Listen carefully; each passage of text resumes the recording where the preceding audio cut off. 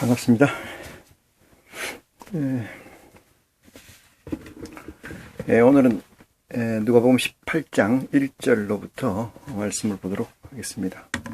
먼저 우리 주 예수 그리스도의 이름으로 아버지께 기도를 드리고 이 시간을 시작하겠습니다.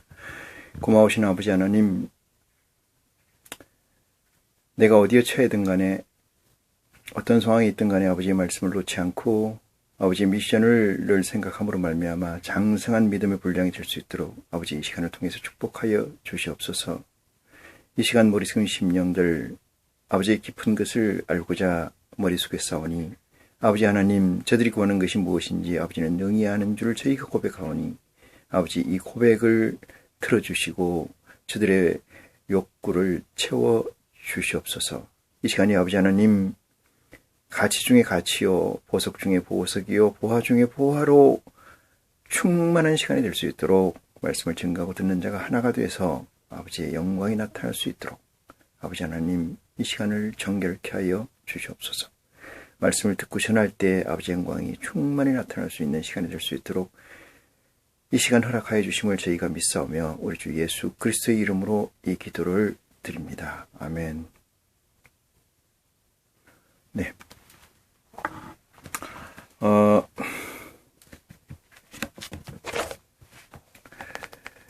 18장 1절로 보시겠습니다. 항상 기도하고 낭망치 말아야 될 것을 저희에게 비유로 하여 이렇습니다. 지금부터 말씀하시고자 하는 것은 우리가 믿음 생활에서 아버지 하나님의 자녀로서 삶에 있어서 이 세상에서 낭망할 일이 전제되어 있다는 것을 예수님께서는 우리에게 이렇게 이르시고 계신다. 이 사실을 깨달음 받기를 원합니다. 2절입니다. 가라사대 어떤 도시에 하나님을 두려워 아니하고 사람을 무시하는 한 재판관이 있는데 이랬습니다. 하나님을 두려워하지 아니하고 이 문제는 세상에서 자기가 상당한 이 권력자에 있다 이런 얘기가 되고요. 사람을 무시한다는 것은 그 위에 군림하고 있다 이런 얘기로 해석이 가능합니다. 그 도시에 한 과부가 있어 자주 그에게 가서 내 원수에 대한 나의 원한을 풀어주소서 하되 그가 얼마 동안 듣지 아니하다가 후에 속으로 생각하되 그가 내가 하나님을 두려워 아니하고 사람을 무시하나 이 과부가 나를 번거롭게 하니 내가 그 원한을 풀어주리라. 그렇지 아니하면은 늘 와서 나를 괴롭게 하리라 하였느니라. 이렇게 속으로 생각했다는 거죠. 6절입니다. 주께서 또 가라사대 불의한 재판관의 말한 것을 들으라 이렇게 했어요. 어떻게 말하냐? 하물며 하나님께서 그 밤낮 부르짖는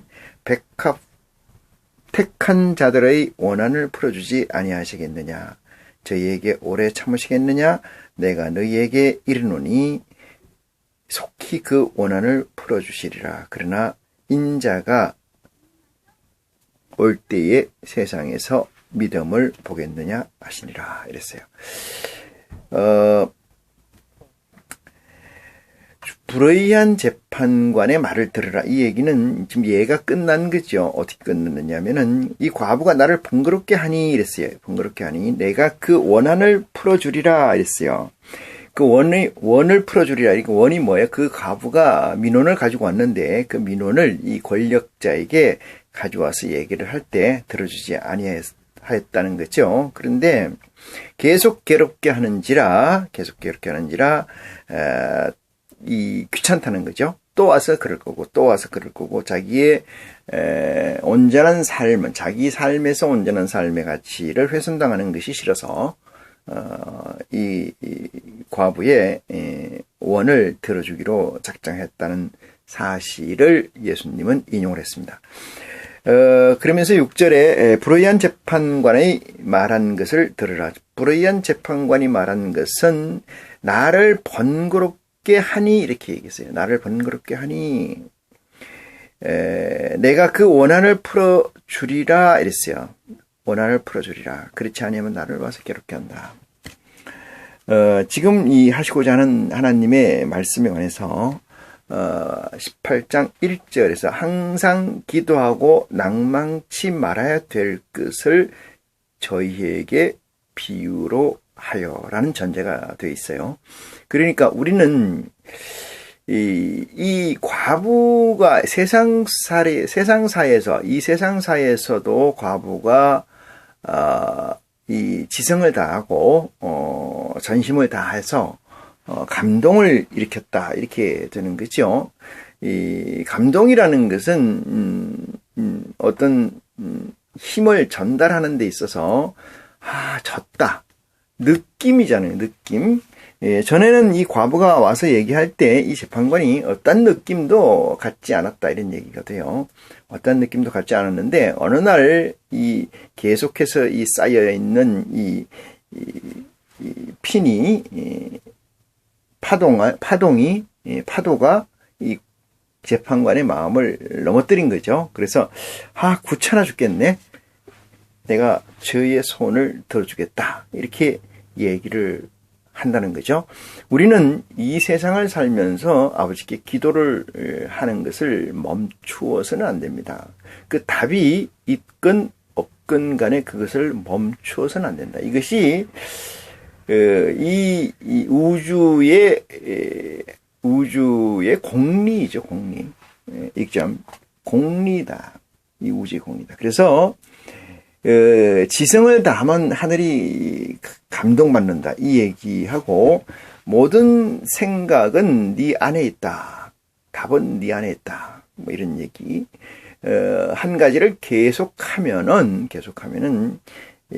개라도 라면을 끓인다. 이런 얘기들을 모아보면은 일가견을 만드는 데서는 지속과 집중을 해야 된다. 이런 얘기죠. 우리가 왜 항상 기도해야 되느냐 하면은 이 항상이라는 것은 늘이지 않습니까? 삶에서 하나의 부분이 돼야 되고 삶에서 전체가 돼야 되는 거죠. 전체가 소통입니다만 특별히 소통하는 시간. 그러니까 하나님의 시간 속에 있다가 특별히 소통하는 시간을 우리는 가져야 되고 그것을 멈추어서는 안 된다. 이런 생각을 말씀하시는 것 같습니다. 내가 너희에게 이르노니 속히 그 원한을 풀어주리라. 그러나 인자가 올 때 세상에서 믿음을 보겠느냐. 이 마지막 멘트, 이 8절 마지막 멘트는 이 세상에서 믿음을 보겠느냐. 여기서 믿음은 그리스도의 이 하나님의 아들 된 자로서 예수를 그리스도라고 믿는 자의 믿음을 얘기합니다. 예수를 그리스도라고 영접한 믿음을 이야기하고 예수를 그리스도로 영접한 믿음은 여호와 야훼에서 아들의 반열로 올라선 믿음을 얘기해요. 올라선 믿음. 그런 믿음을 보겠느냐 이렇게 이야기를 합니다. 이 얘기는 보겠느냐라고 하셨지만 볼 수 없다라고 얘기하는 것을 애둘러 표현하신 게 아닌가 이런 생각을 합니다. 그래서 9절 또 자기를 외롭다고 의롭다고 믿고 다른 사람을 멸시하는 자들에게 이 비유를 말씀하시되 그랬어요. 자기는 의롭고 그렇게 생각하면서 다른 사람들을 멸시하는 자들에 관한 비유인데 10절 두 사람이 기도하러 성전에 올라가니 하나는 바리새인이요 하나는 세리라 이랬어요. 바리새인이나 세리나 유대인들이 봤을 때는 그렇게 크게 좋아하는 사람들은 아닌 것 같습니다. 바리새인은 서서 따로 기도하여 가로되 하나님이여 나는 다른 사람들 곧 토색 불의 간음하는 자들과 같지 아니하고 이 세리와도 같지 아니함을 감사하나이다 이렇게 얘기하는 거죠. 예수님의 이 전제되어 있는 메시지가 내가 이 세상에 올 때 인자가 올 때에 세상의 믿음을 가진 자를 보겠느냐 이렇게 이야기를 하셨고요.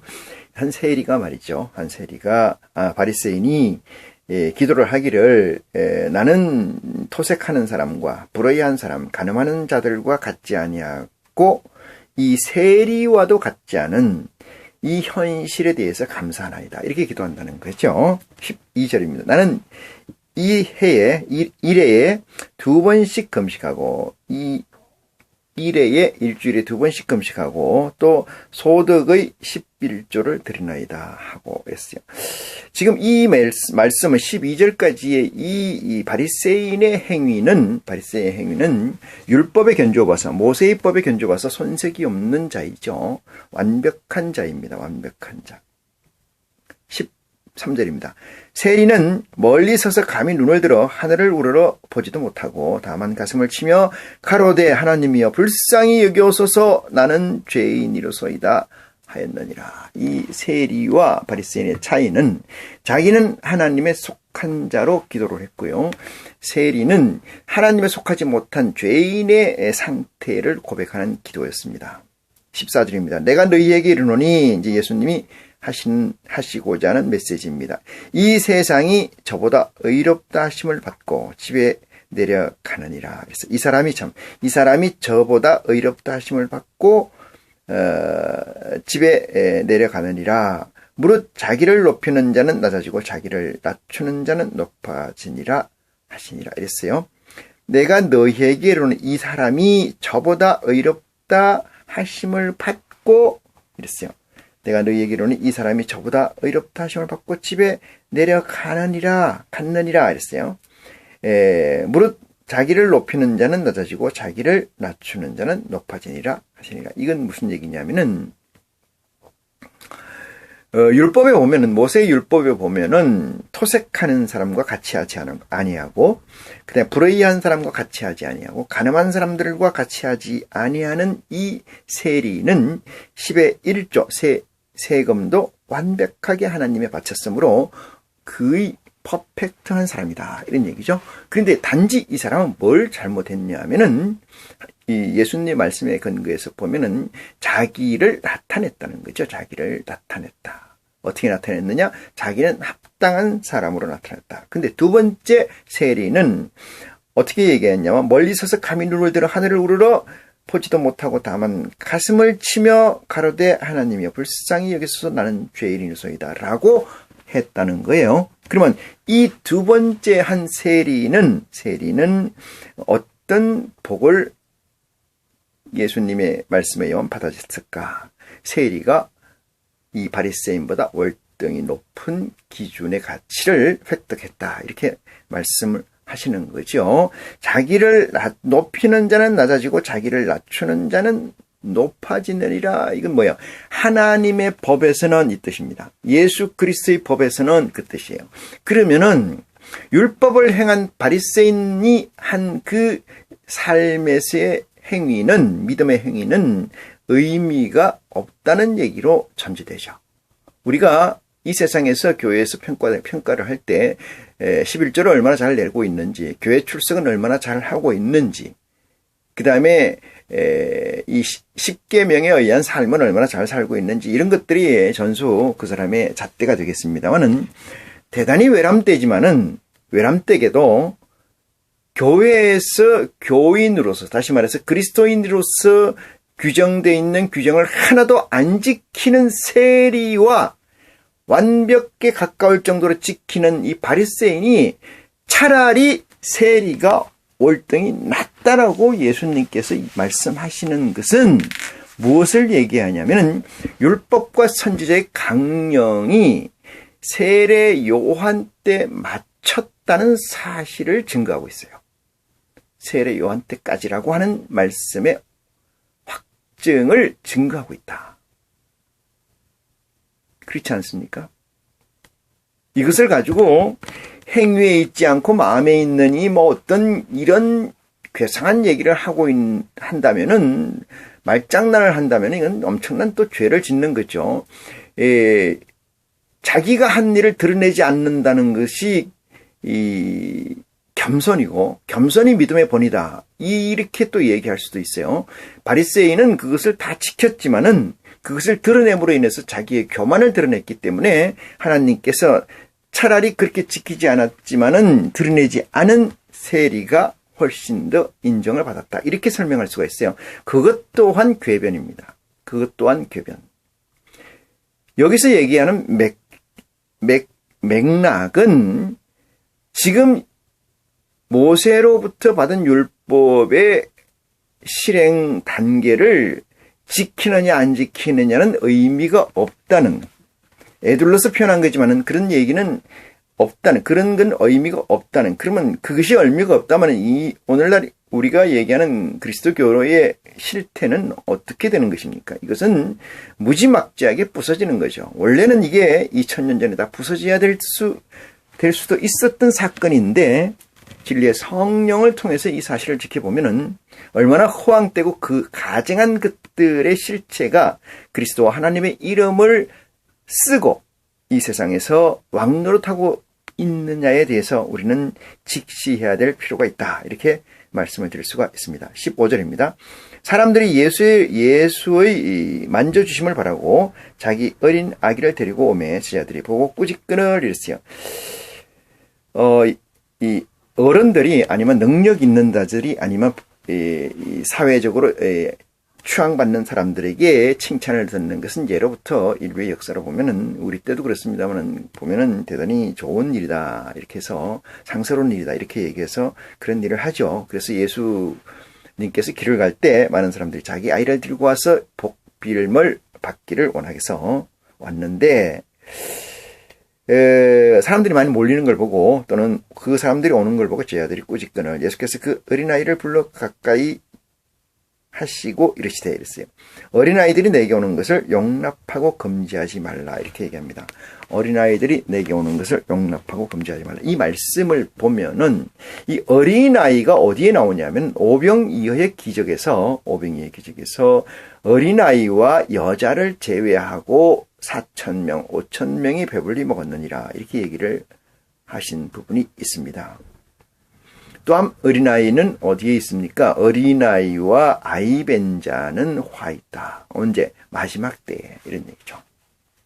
가증한 것이 거룩한 것에 쓴 것을 복순 너희는 산으로 도망가라. 그날이 겨울이 되지 않게끔 기도하라 이런 얘기도 있죠. 그래서 어린아이 얘기가 나옵니다. 여기서 어린아이를 내게 오는 그것을 용납하고 금하지 말라. 하나님의 나라가 어린 자의 것이니라 이렇게 얘기했어요.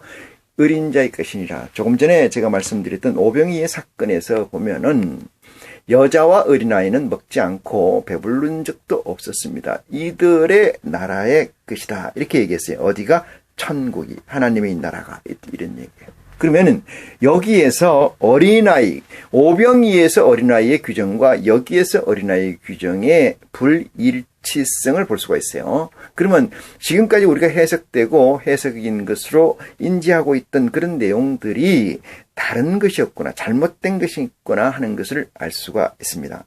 어린아이라고 하는 것은 자기 생각이 거의 없는 겁니다. 단순한 1차원적 판단만 있는 거지 2차, 3차원적 판단을 하지 않는 심성, 하지 않는 조건을 가지고 있는 마인드, 이것을 어린아이라고 이야기를 합니다. 이 조건을 충족하는 것이 어디에 있느냐, 이 조건을 적나라하게 내세워 놓으신 것이, 적시한 것이 어디 있냐, 마태복음 5장 1절입니다.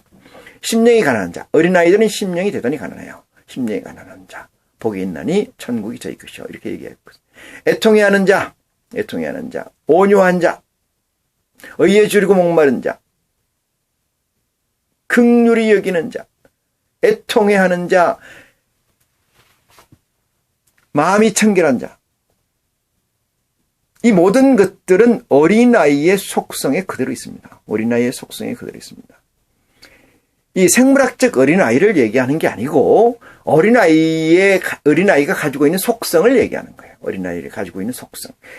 그래서 천국은 어린아이, 하나님의 나라가 이런 자의 것이냐, 이런 자라고 규정한 것이 어린아이라고 규정되어 있는 게 아니고 이런 자입니다. 어린아이의 속성 같은 자의 것이다 이렇게 얘기합니다. 17절 내가 진실로 너희에게 이르노니 누구든지 하나님의 나라를 어린아이와 같이 받들지 않는 자는, 어린아이와 같이 받들지 않는 자는 결단코 들어가지 못하리라. 하나님의 나라를 이랬어요. 하나님의 나라를 어린아이와 같이 받들지 않는 자는 결단코 들어가지 못하리라. 이 받들지라는 것은 다른 말로 얘기해서 그렇게 되지 않는 것은 이 뜻입니다. 유유상종이라는 개념, 유유상종이라는 개념, 균질이라는 개념. 이것을 또 포괄적으로 설명은 순수하다는 개념. 그렇게 들어가지 않으면 안 된다는 거죠. 하나님이 모든 것을 알고 있죠. 하나님의 속성에서 전지전능자이시기 때문에 우리의 모든 것을 알고 있습니다. 그 앞에서 무엇을 속이고 무엇을 감추어 본들 하나님께서 그것을 해량하지 않으시겠습니까? 여기서 제일 중요한 것은 거짓을 한다는 거예요. 거짓을 한다는 거예요. 오늘 일기 쓴 내용과 내일 일기 쓴 내용은 같을 수 있어요. 그렇지만 한 달 뒤에 일기 쓴 내용과 오늘 일기 쓴 내용이 다르다는 것은 우리 인생을 사는 사람들에게 흔히 많이 볼 수 있는 사건입니다. 하나님 앞에서는 극이 통하지 않는다는 거예요. 극이 통하지 않는다. 그래서 어린아이와 같은 자를 섬기지 않는 자, 어린아이 같은 자가 되지 않으면 천국에 들어가지 못한다. 이렇게 설정되어 있습니다. 이렇게 설정되어 있습니다. 18절입니다. 어떤 관원이 물어가로되 선한 선생님이여 내가 무엇을 하여 영생을 얻으리까? 그랬어. 선한 선생님이여 내가 무엇을 하여야 영생을 얻으리까? 요한복음 5장 39절에서 이 말씀이 있어요. 너희가 성경을 상고하거니와 너희가 성경에서 영생을 얻는 줄 알고 성경을 상고하거니와. 성경은 나에 대해서 증거한 거예요. 성경을 볼 때 영생을 빼놓고 본다는 것은 그리스도의 명령을, 그리스도의 메시지를 거부한다는 엄청난 반역의 사실이라는 거예요. 즉 그러면 저한테 이렇게 반문하겠죠. 누군들 그렇게 얘기하는 사람이 어디 있겠습니까? 영생은 다 인정을 합니다. 다만 죽어서 영혼이 영생하는 것을 믿을 뿐입니다. 라고요. 그럼 예수 그리스도께서 이 땅에 오시기 전에 그런 사건이 없었습니까? 계시록에 보면은 순교자들도 영이 하나님의 제단 아래 있는데 하물며 온갖 영들은 예수 그리스도의 재림 때 심판을 받아야 되기 때문에 다 대기를 하고 있어요. 죽지 않습니다. 그러면 또 이렇게 얘기하겠네요. 천국 가는 영생을 얘기합니다. 어떻게 해서 죽어서. 여러분 죽어서 천국 간다면은 무슨 의미가 있어요? 이 땅에 하나님이 태초에 천지를 창조하시니라. 이 세상을 창조하신 이유가 무엇에 있겠습니까? 무엇에? 죽어서 천국 가는데 왜 이 땅을 창조했겠느냐 이 말이죠. 형이하학적인 이 사실을, 이 사건을, 우리 육체를 왜 만들었냐고. 안 만들어도 되는 일을 할 일이 그렇게 없습니까? 하나님이 얻고자 하는 것이 무엇일까요? 한 인생이 태어나서 죽을 때까지의 과정을 보면은 하나님에게서 남는 것, 하나님께서 얻는 것, 하나님께서 취한 것이 무엇일까? 과연 여기에 대해서 우리는 진실 앞에 맞서서 고백을 해야 됩니다. 내가 하나님을 위해서 뭘 했고, 하나님은 무엇을 위해서 인간 농사를 짓기 시작했고, 하나님은 무엇을 위해서 이 천지를 창조하셨는지. 에덴 동산을 짓고 아담과 하와를 지었는데 하나님에게 불순종하는 그런 족속을, 그런 것들을 왜 만드시려고 했는지. 죄를 짓고 내쫓아서 나간 아담의 후예들이 얼마나 기고만장했는지, 왜 노아가 필요했는지, 왜 아브라함이 이 시대에 필요했는지, 우리에게 필요했는지, 그 점철된 하나님의 히스토리, 인간의 역사를 볼 때 하나님께서 얻고자 하신 것은 무엇이고 하나님은 무엇을 내게서 가져가시는가. 하나님은 오직 내 사유 속에서만 존재하는 무형의 존재, 의미 없는 존재, 액세서리 같은 존재가 아니었는지, 나는 그렇게 포매팅하고 사는 존재가 아닌지, 하나님은 그것을 읽거나 모르거나 그냥 넘기시는 분이 아니시다. 이렇게 말씀을 드릴 수가 있습니다. 19절입니다. 예수께서 이르시되 네가 어찌하여 나를 선하다 일컫느냐? 하나님 한 분 외에는 선한 이가 없느니라. 이렇게 얘기합니다. 물론 이 말씀은 선하다는 것은 옳다는 개념입니다. 옳다는 개념. 선의 개념은 옳다는 개념입니다. 옳다. 악의 개념은 그르다 이 뜻이에요. 뭐의 기준이 있을 거 아니겠어요? 옳다의 개념은 이 선이라는 개념을 이 악과 선 이렇게 얘기했을 때 보다 선이라는 개념으로 넘어오니까 악이라는 개념이 상대적으로 경이 다뤄지는 경우가 있어요. 상대적으로 경이. 선과 악이라는 개념은 잘못된 개념이잖아요. 잘못된 개념. 그러니까 악이라는 개념은 선에 반대되는 개념이잖아요.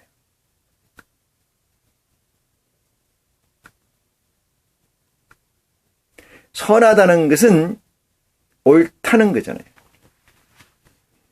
그럼 옳다 그르다에서 우리가 채점을 학생들이 시험을 보면 채점을 막인 채점의 기준은 뭐야? 가르친 교과서잖아요. 가르친 교과서. 선과 악이라는 개념, 그르다 옳다는 개념은 어디에서 근거하느냐 이 얘기예요. 세상 도덕 윤리에 근거하느냐? 아니다. 하나님의 말씀에 근거한 거예요. 하나님의 말씀은 어디 있느냐? 창세기에서 말라기 선지자까지 기록된 게 있다. 그것은 예수님께서 폐하셨다. 어떻게 하셔서? 온전케 하셔서 폐했다. 그러면 새로운 규정이 어디 있느냐? 마태복음, 누가복음, 마가복음, 요한복음.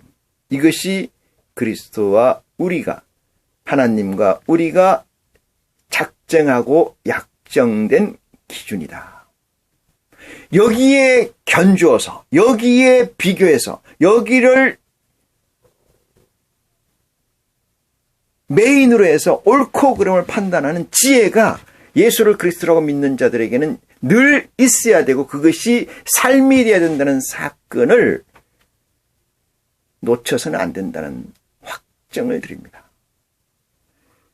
만약에 세상법과 하나님 법이 같다면 이미 예수 그리스도가 이 땅에 오신 것과 무슨 관계가, 무슨 차이가 있겠습니까?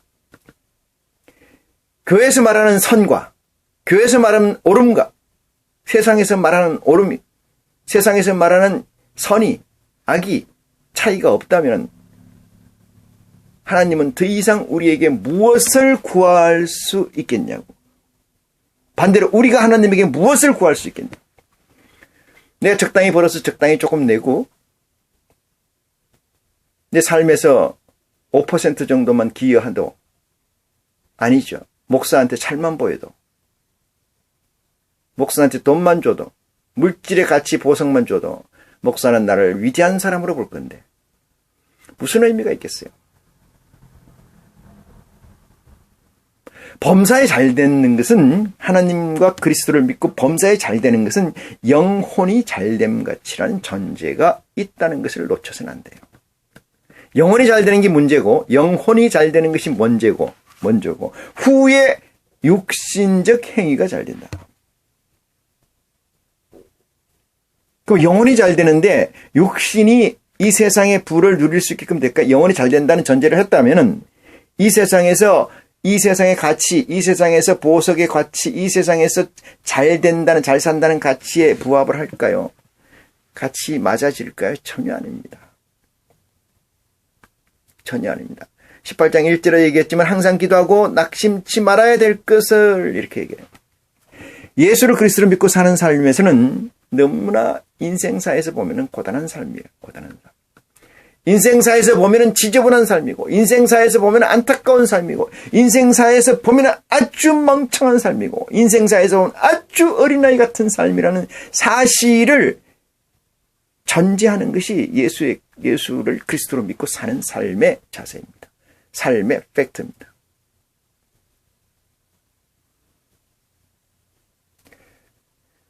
옳은다는 것, 선하다는 개념은 옳다는 개념이에요. 그 관점은 하나님 아버지이십니다. 그 디테일은 예수 그리스도의 복음이에요. 예수 그리스도의 복음. 그러면 우리가 알고 있고 우리가 읽고 있고 우리가 묵상하고 있고 이 사실 예수 그리스도의 복음을 어떻게 해야 돼요? 정확하게 해량 이해하지 못한다면은 아무 의미가 없습니다.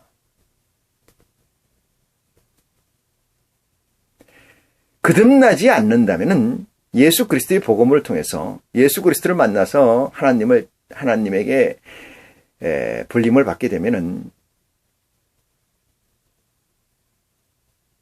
세상적으로 가졌던 가치가 완전히 바뀌어야 되는 거죠. 새로운 가치로. 새로운 가치는 어디가 있어요? 새로운 복은 어디에 있느냐? 그리스도의 복음이 있다. 그 복음이 세상 것과 동일하지 않다. 양립될 수가 없다. 이 말씀을 전제합니다. 20절입니다. 네가 계명을 안 하니 이랬어요. 그래서 이 19절에 말씀하신 것은 하나님 한 분 외에는 선한 네가 없느니라. 이것은 성경, 하나님의 말씀, 하나님의 본체, 하나님의 주체를 설명하는 얘기다. 이렇게 얘기해요. 그분 외에는 선한 것이 없다. 그분 외에는 옳은 것이 없다. 이 뜻이에요. 다 틀리다 있는 얘기죠. 그분 외에는. 근데 그분 아들을 직접 보냈다. 그게 나다. 이 얘기입니까? 그리스도를 안 믿는 것은 그리스도의 말씀을 안 믿는 거예요. 그리스도의 말씀을 안 믿는 것은 그리스도를 부정하는 거예요. 어떻게 부정하느냐? 믿는다 하면서 부정하니까 가증한 자가 돼. 믿는다 하면서 부정하니까 바깥 어두운 데 내어 쫓겨 슬피 이를 가늠이 있으리라고 저주의 메시지를 예수님께서 남겼다는 사실을 볼 때 우리는 이것을 간단히 간과해서는 안 되는 말씀이다. 이렇게 더해서 말씀드릴 수가 있습니다. 20절입니다. 네가 계명을 안 하니 간음하지 말라, 살인하지 말라, 도적질하지 말라, 거짓 증거하지 말라, 네 부모를 공경하라 하였느니라 이랬습니다. 여기에서 누구도 이 계명에서 1계명에서 4계명까지를 왜 빠뜨리고 얘기했는지 설명을 안 해요. 첫 번째 계명, 나 외 다른 신을 섬기지 마라. 두 번째 계명, 나 외 다른 신을 만들지 마라. 세 번째 계명, 내 이름을 망령되이 걸지 마라. 네 번째 계명, 안식일을 기념하여 지키라. 이 얘기죠. 이 네 번째까지의 계명을 다 제외하고 왜 다섯 번째 시작을 했느냐. 도적질하지 말라, 살인하지 말라, 간음하지 말라. 거기에 건 아버지의 고난이기 때문에 그리스도는 손을 대지 않으셨다. 이렇게 말씀을 드릴 수가 있습니다. 그러면은 21절 여짜오되 이것은 내가 어려서부터 다 지켰나이다. 아마 앞에 있던 바리새인이 아니었나 이렇게 생각합니다. 18절에서 어느 관원이라고 설명해 있지만은 바리새인과 같은 개념이 아니었나 이렇게 얘기를 합니다. 이것은 어렸을 때부터 내가 다 지켰다. 22절입니다. 예수께서 이 말씀을 들으시고 이르시되 네가 오히려 한 가지 부족한 것이 있으니 너에게 있는 것을 다 팔아 가난한 자를 나누어 주라. 그리하고 하늘에서 보화가 너에게 있으리라. 그리고 와서 나를 쫓으라 하시니.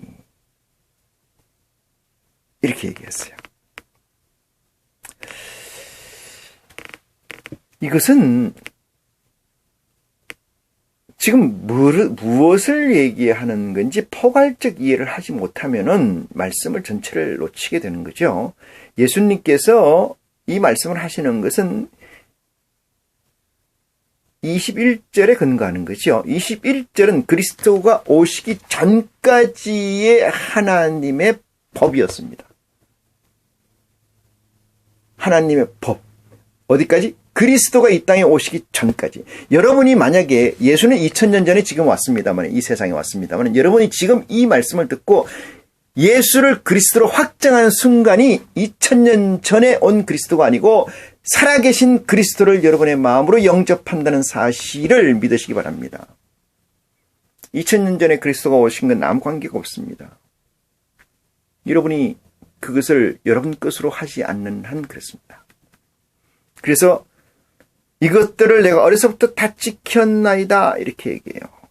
지킨 게 뭐예요? 위에 네 번째 계명 빼고 간음하지 말라 한 것을 지켰으며, 살인하지 말라 하는 것을 지켰으며, 도적질하지 말라는 것을 지켰으며, 거짓 증거하지 말라는 것을 지켰으며, 내 부모를 공경하라 하셨느니라 하는 것을 지켰다는 거예요. 누가? 이 간원이 그렇게 얘기하는 겁니다. 이 세상에 살면서 예수를 그리스도라고 믿고 살면서 교회에 충실히 살면서 목사나 장로나 직함을 가지고 있든 없든 간에 이들이 이것을 제대로 지키고 사는 줄 믿으십니까? 그렇다고 치고 이렇게 다 지켰다고 치고 그 다음에 넥스트가 있어요. 그게 뭐냐? 예수께서 이 말씀을 들으시고 이랬을 때 네가 오히려 한 가지를 부족한 것이 있으니 이랬어요. 오히려 도리어 부족한 것이 있으니 부족한 것이 뭘까요? 너에게 있는 것을 다 팔아 가난한 자들에게 나누어 주라 이랬어요. 너에게 있는 것은 예수 그리스도 오시기 전까지 너에게 있었던 모든 것을 얘기합니다. 예수 그리스도가 이 땅에 오시기 전까지 너에게 있었던 모든 것, 이것은 바꿔 얘기해서 모세의 율법으로 쌓아놓은 지금까지의 모든 것을 허물으라는 거예요. 예수님께서 46년 동안 지은 성전을 때려 부수라, 내가 3일 만에 일으키리라, 지으리라, 세우리라 하신 말씀과 같은 거죠. 모세로부터 지금까지, 아니 그전부터 지금까지 네가 예수 나를 그리스도라고 믿는다면은 네가 지금까지 쌓았던 것은 그리스도의 법이 아니고 모세의 법이니라. 모세의 법. 모세의 법은 저주의 법이다. 그러므로 그 법을 다, 법에서 얻어진 가치를 다 없애라, 소비하라. 어떻게? 가난한 자에게 다 나눠줘라 이 말이에요. 가난한 자는 누구이겠어요? 가난한 자는 구하는 자죠. 구하는 자. 무엇을? 세상 끝의 가치를 구해서 엄써서 구하는 자. 그들에게 다 나누어 주라.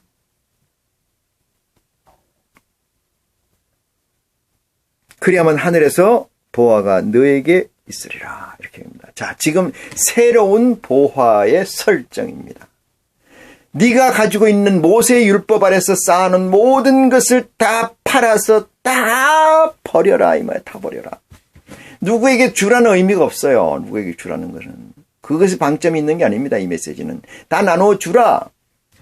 가난한 자라고 적신도 있습니다만은 그렇게 되면은, 그렇게 하면은, 그것이 선행 조건으로 완성되면은 그때 하늘의 보화가 너에게 있으리라. 하늘에서 보화가 너에게 내려온다. 하늘에서 무슨 보화가 내려오겠습니까? 말씀 보화인 줄 믿으시기 바랍니다. 말씀 보화, 말씀 보화. 말씀이 왜 보화일까? 말씀이 왜 보화일까? 말씀은 생명일까? 왜 생명일까? 우리는 들어야 깨치기 때문에 그렇습니다. 들어야. 보석이 날 살리는 게 아니고 그 보석을 통해서 말을 듣고자 하는 거죠.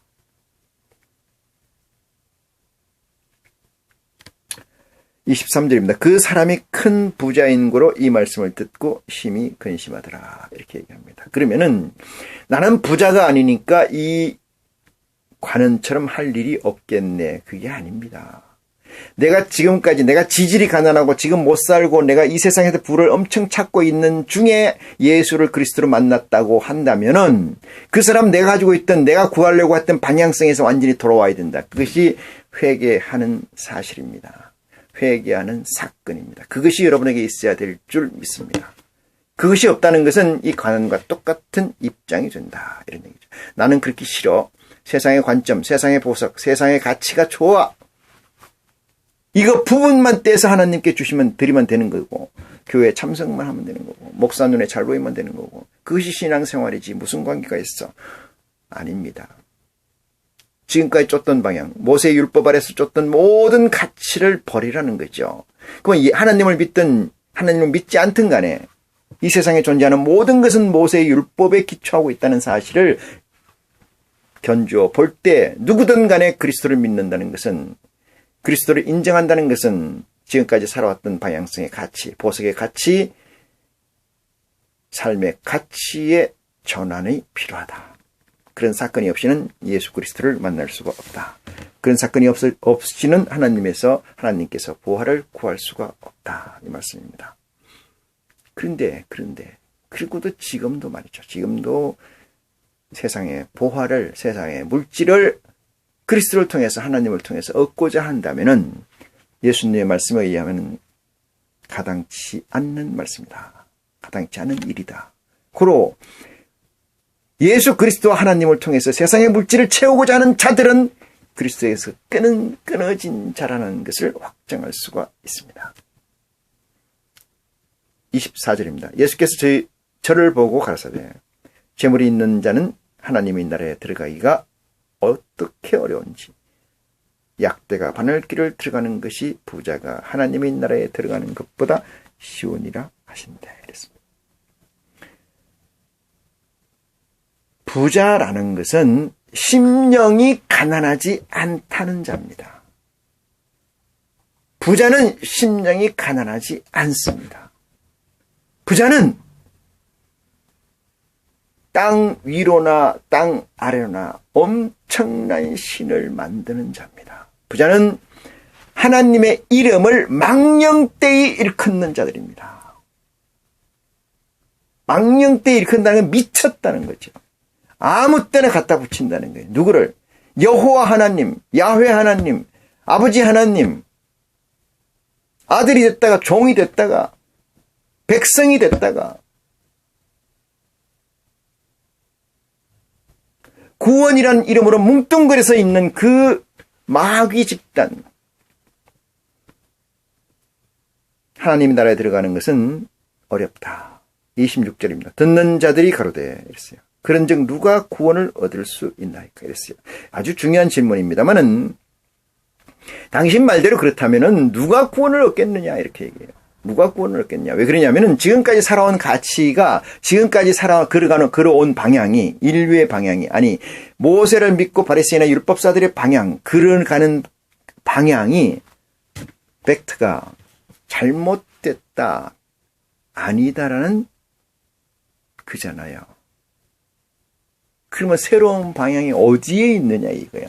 어떻게 사는 게 제대로 되느냐. 이게 누가 그러면 구원을 받겠냐. 이게는 어떻게 살아야 되느냐. 이 문제하고 이 질문하고 연결되어 있습니다. 28절입니다.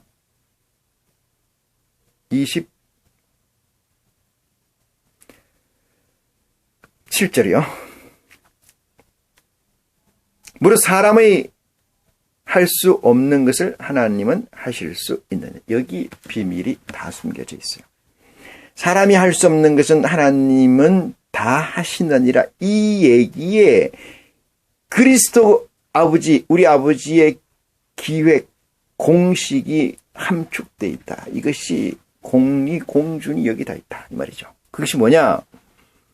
사람으로 할 수 없는 것을 아버지 하나님은 다 하신다. 이 얘기는 인간의 능력으로 할 수 있다는 게 아니에요. 뭐냐 하면은 지금까지 살아온 것은 모세의 율법에 의해서 살아왔지만은 예수를 믿든 하나님을 믿든 안 믿든 간에 하나님의 율법으로 살아온 거예요. 그러면 율법으로 살아온 이 사건이 아니라면은 다른 게 무엇가 있느냐 이 문제에서 예수님은 이렇게 답변하세요. 사람으로서는 할 수 없는 능력이다 이 말이에요. 사람으로서는 할 수 없는 그다. 뭐가? 이 세상의 가치를 추구하는 것이 아니면은 다 팔아가지고 하늘에서 뭘 줘? 보화를 기다리라. 그러면 보화가 주리라.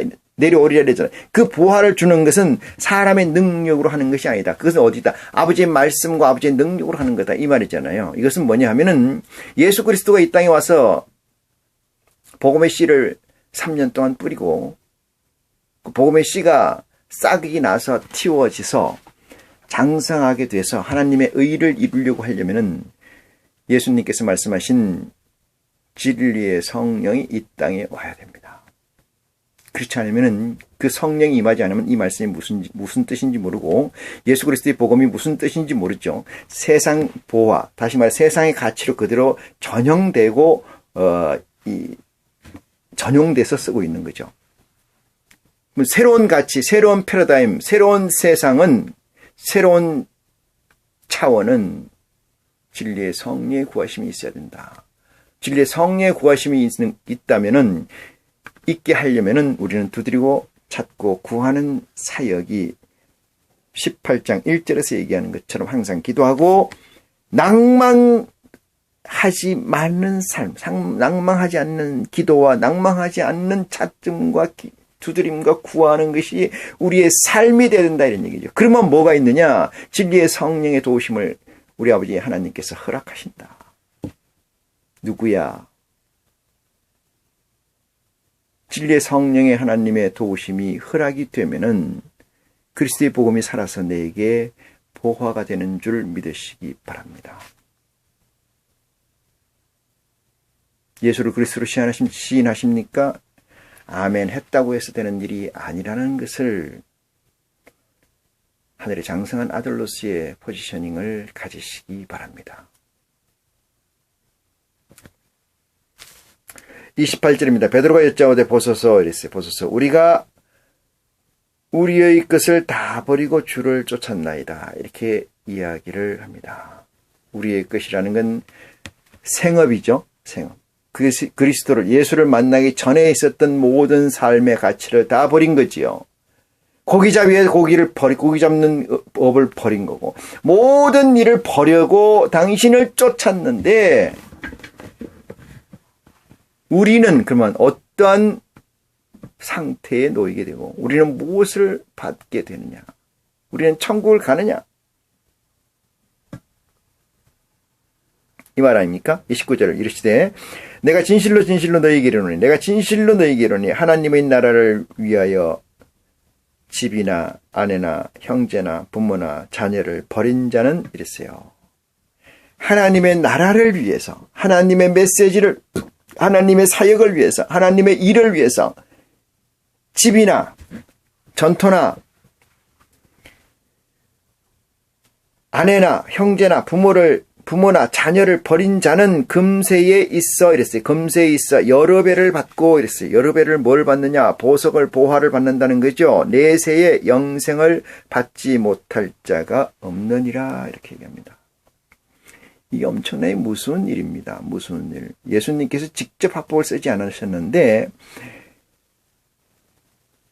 예수 그리스도를 쫓는다는 것은 하나님의 말씀에 순종한다는 것은 예수를 그리스도로 확정하고 예수를 그리스도라고 시인한다는 것은 그 삶이라는 것은 구체적으로 이런 삶이라고 적시를 해주는 거예요. 뭐라고?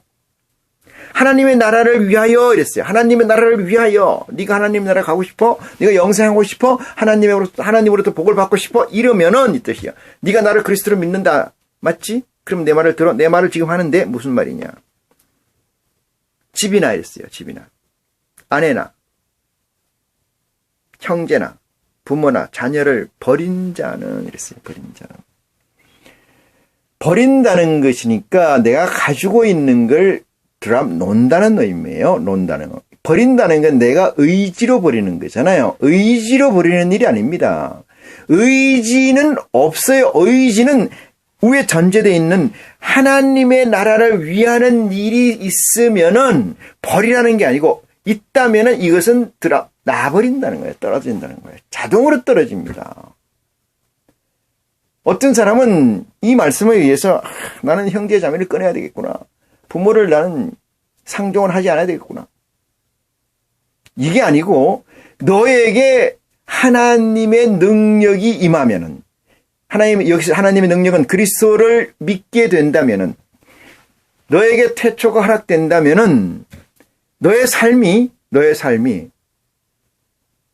A의 삶에서 Z의 삶으로 바뀌는 게 아니고 180도 바뀌는 게 아니고 너는 모르지만은 네 실체는 완전히 다른 삶을 살고 있다. 그러니까 버린다는 건 내가 가지고 있는 휙 던지는 게 아니라는 얘기예요. 개념이. 자동으로 놓아진다는 거예요. 그것을 믿습니까? 교회 다니면은 제사를 섬기지 말아야 되고 무당을 섬기지 말아야 되고 점도 보지 말아야 되고 그러니까 안 돼 이러는 게 아니고 안 돼진다는 거예요. 안 돼진다는 거예요. 이게 하나님의 능력인 줄 믿으시기 바랍니다. 진리의 성령이 임하면 그렇게 된다는 거예요. 여기에 완전성, 완벽성을 위해서 생명의 성령의 법이라는 사랑의 모법과 자법인 생명의 성령의 법을 바울을 통해서 언급해 놓으신 부분이 있습니다. 31절입니다. 예수께서 12 제자를 데리시고 이르시되 보라 우리가 예루살렘으로 올라가노니 선지자들로 기록된 모든 것이 인자에게 응하리라 그랬어요. 이것이 율법의 마침이에요. 선지자들에게 이른 것이 모든 것대로 내가 이루고 있다. 이것이 율법의 마침이고 완성입니다. 완성은 두 가지가 있어요. 강제해서 완성하는 경우가 있습니다. 두 번째는 이루어서 완성하는 게 있어요. 순리대로 이루어서 완성하는. 예수님께서 하시는 이 일은 이루어서 순리대로 완성하는 거예요. 예수님이 누구냐? 하나님의 아들입니다. 그렇게 고백하죠. 하나님 아들께서 이 땅에 오셔서 누구의 명령으로 오셨어요? 우리 아버지 하나님의 명령으로 이 땅에 오셔서 당신이 아버지께서 해놓은 모든 것을 완성했다. 율법과 선지자의 강령은 세례자 요한 때까지라고 적시를 했어요. 그러면 그것을 믿어야 돼요? 안 믿어야 돼요? 믿어야 되죠. 그걸 쫓아야 돼요? 안 쫓아야 돼요? 쫓아야 되지 않습니까? 그걸 쫓는다면 무엇이 바뀌겠어요? 무엇이 달라져야 됩니까? 지금까지 내가 추구하는 가치, 방향성이 완전히 달라지는 거예요. 응? 완전히 달라지는 거예요. 롯의 처가 소돔과 고모라에서 불이 나가지고 난리가 도망가는 거 아닙니까? 어디로 도망가는 거예요? 아버지 한테로 가는 거예요. 여호와 한테로 가는 거예요. 여호와 한테로 가다가 왜 돌아보는 것은 옛것이 그리운 거지요. 그래서 안 된다는 거예요.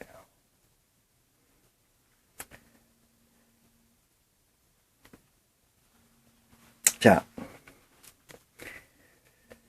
기록된 모든 것이 인자에게 31절 예수께서 12 제자를 데리시고 이르시되 보라 우리가 예루살렘으로 올라가노니 선지자들로 기록된 모든 것이 인자들에게 응하리라.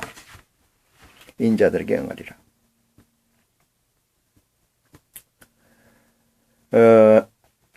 32절입니다. 인자가 이방인들에게 넘기워 희롱을 받고 능욕을 받고 침뱉음을 받겠으며 이랬어요. 저희는 채찍질하고 죽일 것이니 저는 3일 만에 살아나리라 하시되 이랬어요. 이게 직접 합법을 쓰지 않고 인자라는 3인칭을 쓰는 것은 모든 이 컨트롤 박스가 명령이 내게 있는 게 아니고 아버지께 있다는 것을 예수님께서 적시하신 것입니다.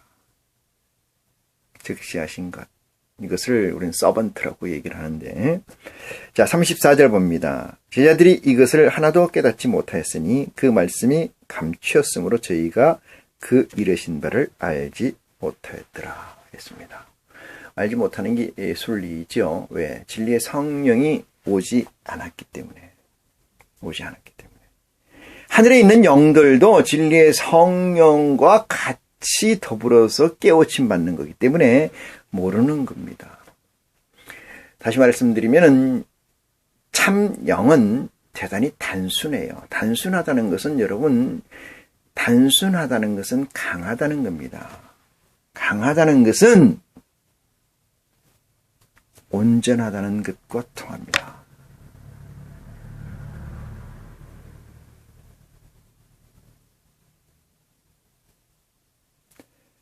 단순하다는 것은 조직이 하나로 만들어져 있다는 거예요.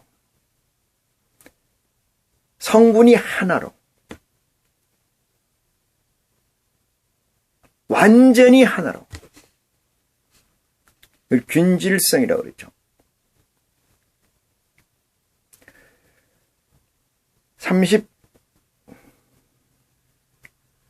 35절입니다. 여리고에 가까이 오실 때에 한 소경이 길가에 앉아 구걸을 하다가 무리의 진함을 듣고 이 무슨 일이냐고 물은데 저희가 나사렛 예수께서 지나신다 하니 소경이 외쳐 가로되 다윗의 자손 예수여 나를 불쌍히 여기소서 이렇게 써요. 여기서 불쌍히 여기소서라는 것은 은혜를 베푸소서 이 뜻입니다. 은혜를 베푸소서. 이 은혜라고 하는 것은 낮추어하는 얘기인데 은총이란 말로 올려서 생각해보면 답이 바로 나옵니다. 그러니까 은총이라는 것은 은총을 가진 자가 베푸는 건데 어떻게 베푸는 거냐? 은총을 안 가진 자를 봤을 때 너무나 불쌍하기 때문에 그래요. 너무나 안타깝기 때문에 그렇습니다. 안타깝기 때문에 자기가 가진 것을 베풀어서 조금의 구제를 하는 것을 은총이라 합니다. 나를 불쌍히 여기소서. 제발 나를 불쌍히 여기소서. 이 소경이는 누구냐 하면은 여러분 생물학적으로 블라인드 된 소경이 아니에요. 말씀을 모르고 알지 못하는, 지식이 뭔지 모르고 알지 못하는, 지혜가 뭔지 모르고 알지 못하는, 하나님이 뭔지 알지 못하는, 그리스도가 뭔지 알지 못하는 그기의 소경이라는 거예요. 이 세상에 헛되다. 여기에 무슨 진리가 없을까? 여기에 무슨 진짜가 없을까? 참 가치가 없을까? 나는 왜 이렇게 보지 못하는가? 여기에 대한 소경이에요. 여기에 대한 소경. 그러니까 나의 이 찾고 구함을 두드리는 것을 불쌍히 여겨주소서. 그것을 소경이란 이름으로 메타언으로 설정되는 것이죠. 이것을 왜 진짜 소경으로 보면 어떻게 되겠어요, 일이?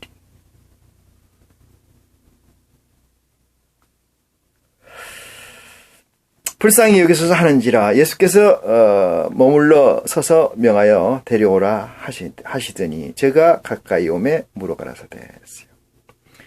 네가 무엇을 하여 주기를 원하느냐 이렇게 묻잖아요. 여러분, 전권을 가진 존재가 여러분을 만나서 어느 날 무엇을 하기를 원합니까? 라고 물으면은 5분만 시간을 주세요. 10분만 시간을 주세요. 왜? 생각해 본 적이 없거든. 전권을 가진 사람을 만날 거라고 생각해 본 적이 없어요. 그래서 흔히 우리는 이런 식으로 묻습니다. 로또를 50억을 만나면 뭘부터 하겠습니까? 가만히 있어. 생각해 볼게 이러잖아요. 만약에 하나님 아버지께서 여러분에게 어느 날 초이스해서 김 집사야, 박 집사야, 박성도야, 이성도야, 너는 무엇을 원하느냐? 네 원하는 거 한 가지만 내가 들어주겠다 하면 무엇을 원하겠습니까? 나는 이것을 원합니다. 그 말씀이 떨어지기 전에, 그 묻는 질문이, 아버지 하나님께서 우리에게 묻는 질문이 떨어지기도 전에 아버지 나는 이것을 원합니다 라고 해야 되거든요. 근데 생각 1초만 넘어가도 안 되는 겁니다. 이것은 이루어지지 않습니다. 있으라 하면 있어야 되는 거예요. 있으라 하면은 있었고가 있어야 되는데 있으라 했는데 한참 뒤에 있고 이건 없어요. 이건 안 되는 거예요.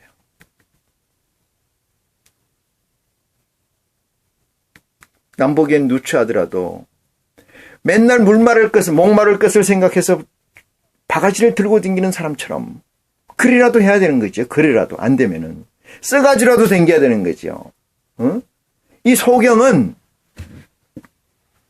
예수님이 묻습니다. 여러분, 예수님이 이 블라인드, 원래 이 사람이 생물학적 눈을 감은 자 같으면은 봉사한지 모르겠습니까? 그런데 이런 질문을 하시겠어요? 네가 눈뜨기를 원하느냐 이렇게 물을 수 있을 거 아니겠습니까? 무엇을 하여 주기를 네가 원하느냐 내게 가로되 주여 보기를 이랬습니다. 주여 보기를 원하나이다 이렇게 얘기했잖아요. 주여 보기를 원합니다. 무엇을 하여 주기를 원하냐? 내가 보기를 원한다. 뭘 보기를 원하냐?